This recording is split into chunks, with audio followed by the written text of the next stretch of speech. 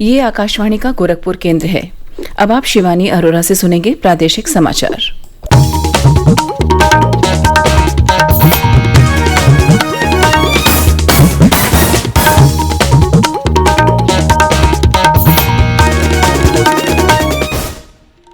पहले मुख्य समाचार।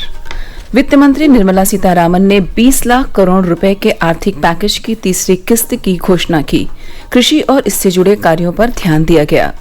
किसानों के लिए 1 लाख करोड़ रुपए का कृषि ढांचागत कोष बनाया जाएगा। 2 लाख माइक्रो खाद्य उपक्रमों के लिए 10,000 करोड़ रुपए की योजना की भी घोषणा। औरैया जिले में आज तड़के एक सड़क दुर्घटना में 24 श्रमिकों की मृत्यु, 31 अन्य घायल। और प्रदेश में कोरोना के 159 नए मामले मिलने के बाद सक्रिय मामलों की संख्या 1797 पहुंची।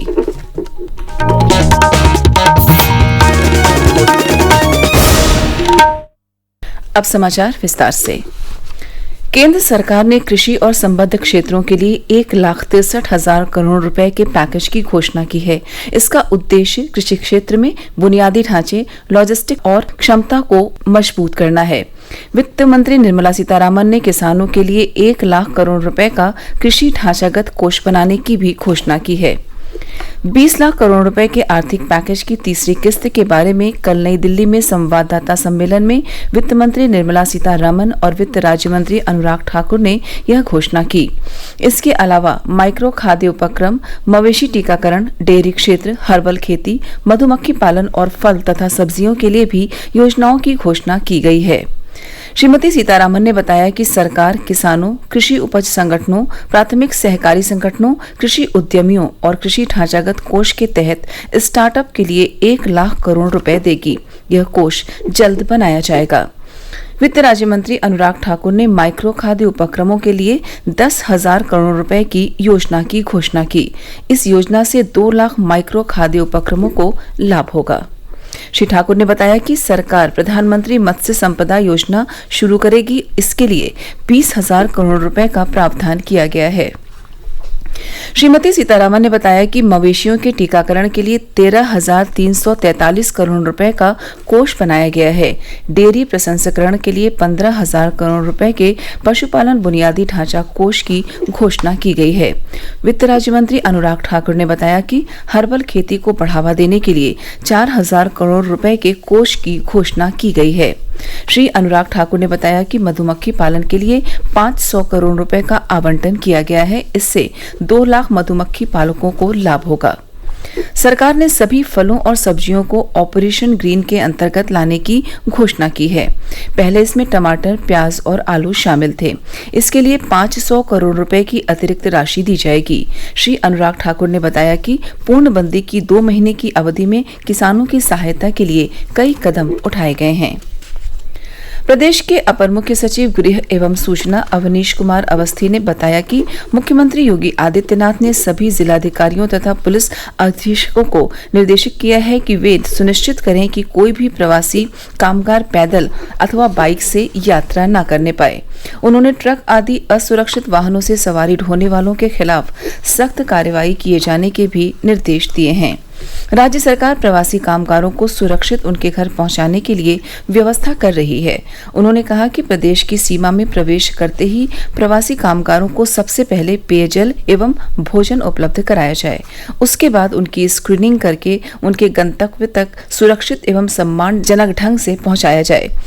राज्य सड़क परिवहन निगम की बसें उपलब्ध न होने की स्थिति में निजी बस अथवा स्कूल बस इस्तेमाल की जा सकती है। प्रदेश सरकार प्रवासी कामगारों के लिए दिल्ली तथा एनसीआर से पर्याप्त संख्या में रेलगाड़ी चलवाने का प्रयास कर रही है। मुख्यमंत्री ने पुलिस पेट्रोलिंग बढ़ाने, लॉकडाउन को सख्ती से लागू करने और टेस्टिंग क्षमता में वृद्धि करने के निर्देश दिए हैं। वंदे भारत मिशन का दूसरा चरण आज से शुरू हो रहा है, जो 22 मई तक चलेगा। इस चरण में 31 देशों में फंसे प्रवासी भारतीयों को स्वदेश लाया जाएगा। इसके लिए 149 उड़ानें संचालित की जाएंगी, जिनमें फीडर उड़ानें भी शामिल हैं। इस चरण में 18 अन्य देशों से प्रवासियों को वापस लाया जाएगा। हमारे संवाददाता ने बताया है कि अब तक 1,88,000 प्रवासी भारतीयों ने वापसी के लिए पोर्टल पर अपना नाम दर्ज कराया है। सूचना और प्रसारण मंत्री प्रकाश जावड़ेकर ने कहा कि फेक न्यूज यानी फर्जी समाचारों पर रोक लगाने से प्रेस की स्वतंत्रता पर कोई आंच नहीं आएगी। कई दैनिक समाचार पत्रों में कल छपे लेख में श्री जावड़ेकर ने कहा कि अफवाहें तेजी से फैलती हैं और उनके दुष्परिणाम भी बहुत घातक होते हैं। श्री जावड़ेकर ने कहा कि सरकार के फेक न्यूज से निपटने के लिए कृत संकल्प है।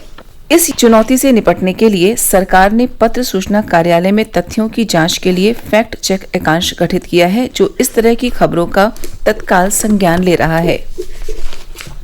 प्रादेशिक समाचार आप आकाशवाणी गोरखपुर से सुन रहे हैं। औरैया जिले में आज तड़के एक भीषण सड़क दुर्घटना में 24 श्रमिकों की मृत्यु हो गई और 31 अन्य घायल हो गए। दुर्घटना जिले के सदर कोतवाली क्षेत्र के मिहौली गांव के निकट राष्ट्रीय राजमार्ग पर हुई। पुलिस ने बताया कि हाईवे किनारे खड़े ट्रॉला को एक तेज रफ्तार डीसीएम ने टक्कर मारी, जिसके बाद ट्रॉला पलट गया और उसमें सवार 24 लोगों की मृत्यु हो गई। ट्रॉला में 81 लोग सवार थे। सभी श्रमिक हरियाणा के फरीदाबाद से गोरखपुर जा रहे थे। मृतकों में बिहार और बंगाल के लोग भी शामिल हैं। प्रदेश में कल कोरोना संक्रमण के 159 नए मामले मिले, जिसके बाद राज्य में संक्रमितों का आंकड़ा 4057 हो गया है। प्रदेश में बीमारी से स्वस्थ होने वालों की संख्या लगातार बढ़ रही है। कल राज्य के विभिन्न अस्पतालों से 123 लोगों को स्वस्थ हो जाने पर छुट्टी दी गई। प्रदेश में अब तक स्वस्थ होने वालों का आंकड़ा 2165 हो गया है। बीमारी से 95 लोगों की मृत्यु हुई है। प्रदेश में सक्रिय मामलों की संख्या 1797 है। सर्वाधिक प्रभावित आगरा जिले में कल 9 लोगों में संक्रमण की पुष्टि हुई। वहां सक्रिय मामलों की संख्या 376 हो गई है। मेरठ में 9 संक्रमित मिलने के बाद सक्रिय मामले बढ़कर 184 हो गए हैं। कानपुर नगर में कल कोविड-19 का एक मामला मिला, जिसके बाद यहां सक्रिय मामलों की संख्या 132 हो गई। लखनऊ में 5 नए मरीज मिलने के बाद सक्रिय मामले 63 हो गए हैं। गौतम बुद्ध नगर में 6 लोगों में संक्रमण की पुष्टि हुई। यहां सक्रिय मामलों की संख्या 82 है। गाजियाबाद में 4 नए मामले मिलने के बाद सक्रिय मामलों की संख्या 87 हो गई है। हापुड़ में 10 लोगों में संक्रमण की पुष्टि हुई, जिसके बाद जिले में सक्रिय मामलों की संख्या 39 हो गई है। गाजीपुर जिले में कल 13 नए मरीज मिलने के बाद सक्रिय मामलों की संख्या 21 हो गई है। बाराबंकी में कल 12 लोगों में संक्रमण की पुष्टि हुई। यहां सक्रिय मामलों की संख्या 21 है। बलरामपुर में 6 मरीज मिलने के बाद सक्रिय मामलों का आंकड़ा 10 पहुंच गया है। बलिया में कल 9 लोग कोरोना संक्रमित पाए गए, जिसके बाद यहां सक्रिय मामलों की संख्या 10 हो गई है।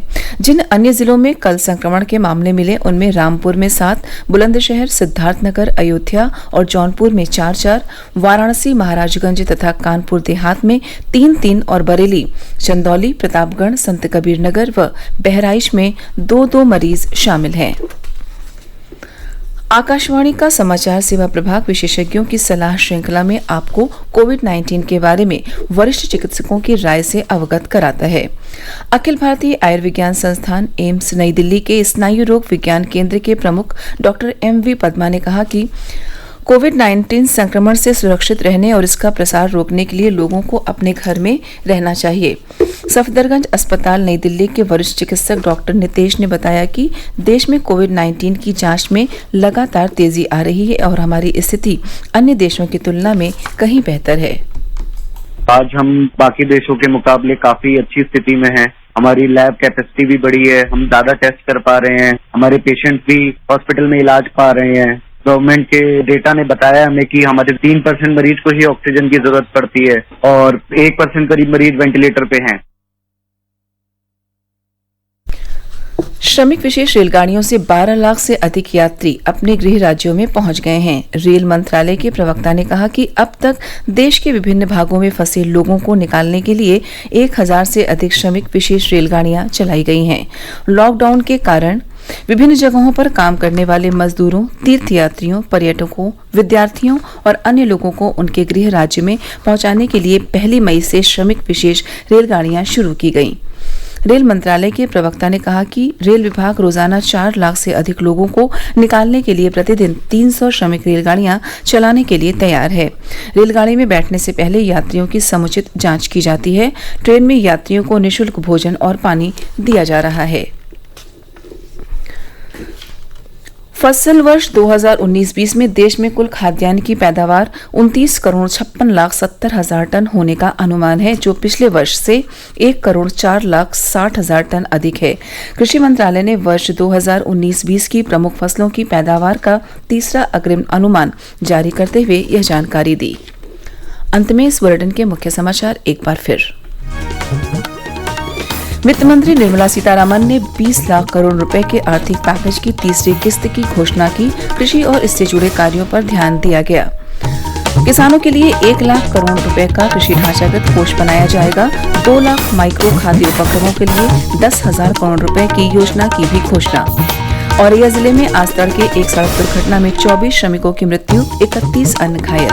और प्रदेश में कोरोना के 159 नए मामले मिलने के बाद सक्रिय मामलों की संख्या 1,797 पहुंची।